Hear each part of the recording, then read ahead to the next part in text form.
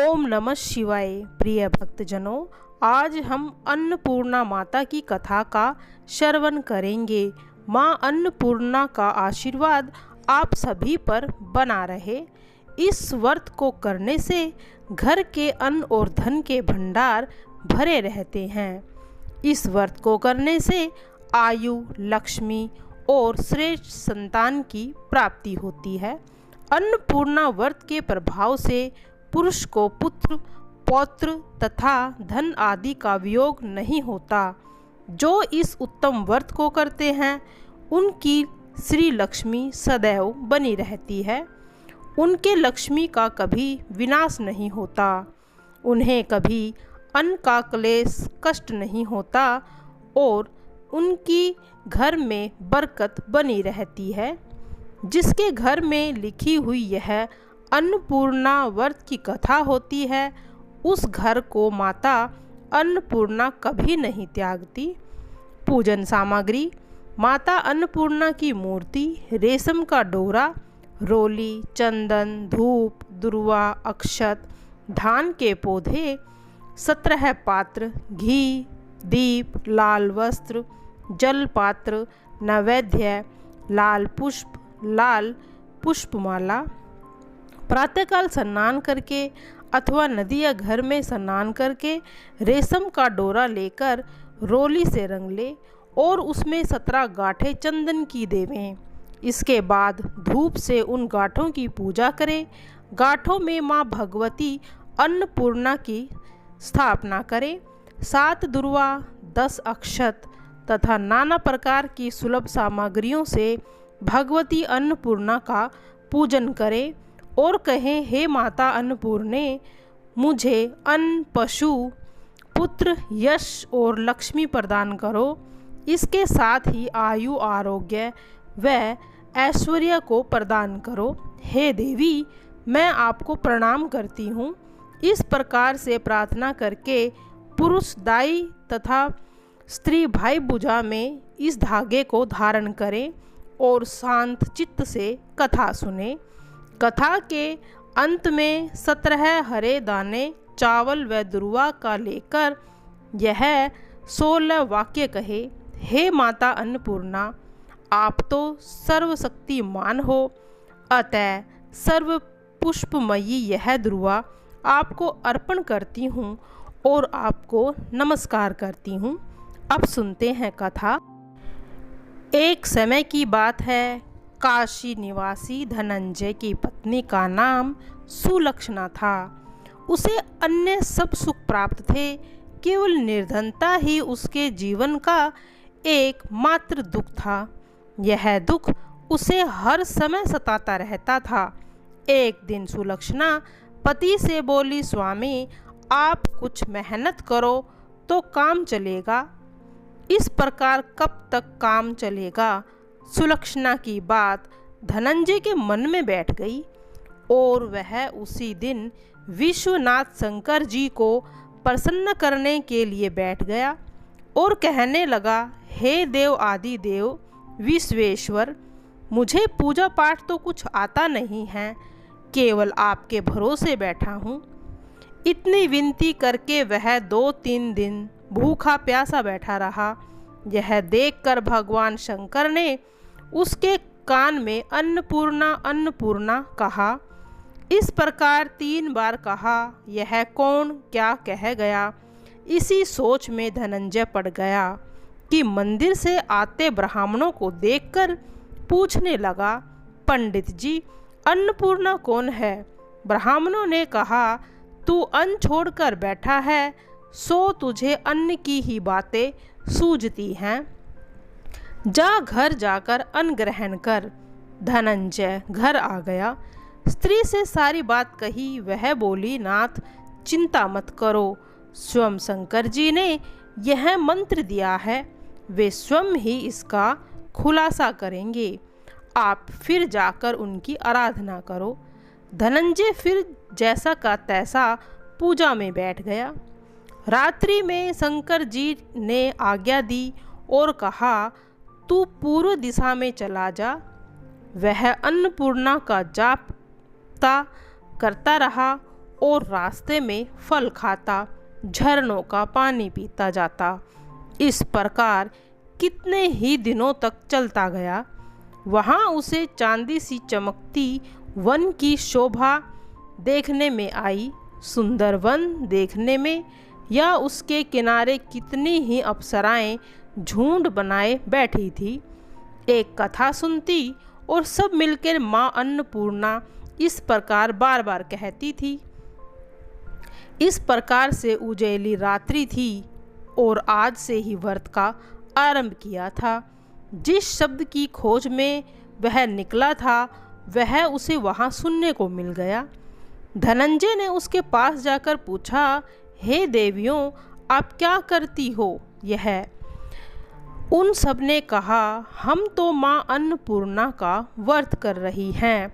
धनंजय ने पूछा, व्रत पूजा करने से क्या होता है? यह किसी ने किया भी है? इसे कब किया जाए? कैसा व्रत है और इसकी विधि क्या है? मुझे भी विस्तार से बतलाओ। वे कहने लगी, इस व्रत को सब कोई कर सकता है। 21 दिन तक के लिए 21 गांठें का सूत लेना चाहिए। 21 दिन न बने तो एक दिन उपवास करें। यह भी न बने तो केवल कथा सुनकर प्रसाद ले लें। निराहार रहकर कथा कहें। कथा सुनने वाला कोई भी न मिले तो पीपल के पत्ते को सुपारी रखकर और उस पे गुआर पाठ वृक्ष को सामने कर, दीपक को साक्षी कर, सूर्य, गाय, तुलसी या महादेव को बिना कथा सुनाए मुख में दाना डाले। यदि भूल से कुछ पड़ जाए तो एक दिवस फिर उपवास करें। व्रत के दिन क्रोध न करें, झूठ न बोले। धनंजय बोला, इस व्रत को करने से क्या होगा? वे कहने लगी, इसके करने से अंधों को नेत्र मिले, लूलों को हाथ मिले, निर्धन के घर में धन आए, बांझी को संतान मिले, मूर्ख को विद्या आए। जो इस कामना से व्रत करे माँ उसकी इच्छा पूरी करती है। वह कहने लगा, बहन, मेरे पास भी धन नहीं है, विद्या नहीं है, कुछ भी तो नहीं है। मैं तो दुखिया ब्राह्मण हूँ। मुझे इस व्रत का सूत दोगी? हाँ भाई, तेरा कल्याण हो, हम तुम्हें अवश्य ही देंगी। ले इस व्रत का मंगल सूत ले ले। धनंजय ने व्रत किया। व्रत पूरा हुआ। तभी सरोवर में से 21 खंड की सुवर्णा सीढ़ी हीरा मोती जड़ी हुई प्रकट हुई। धनंजय जय माँ अन्नपूर्णा कहता जाता था। इस प्रकार कितनी ही सीढ़ियाँ उतर गया तो क्या देखता है कि करोड़ों सूर्य से प्रकाशमान अन्नपूर्णा का मंदिर है। उसके सामने सुवर्ण सिंहासन पर माँ अन्नपूर्णा विराजमान है। सामने भिक्षा हेतु शंकर भगवान खड़े हैं। देवंगनाएं चंवर डुलाती हैं। कितनी ही हथियार बांधे पहरा देती हैं। धनंजय दौड़कर जगदम्बा के चरणों में गिर गया। देवी उसके मन का कलेश जान गई। धनंजय कहने लगा, माता, आप तो अंतर्यामी हो, आपकी अपनी दशा क्या बताऊं?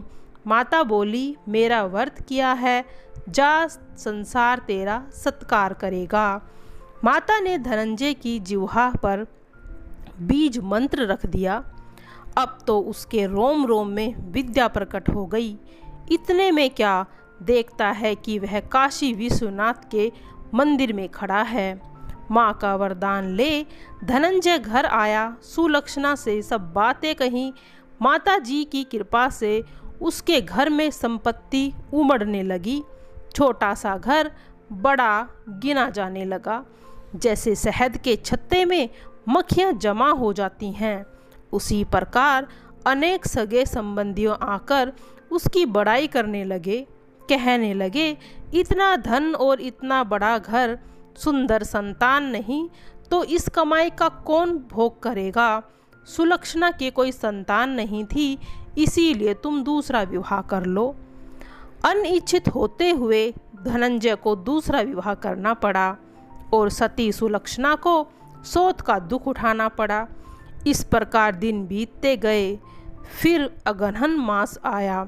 नए बंधन से बंधे पति से सुलक्षणा ने कहलाया कि हम व्रत के प्रभाव से सुखी हुए थे, इस व्रत को छोड़ना नहीं चाहिए। यह माता जी का प्रताप है जो हम इतने संपन्न और सुखी हैं।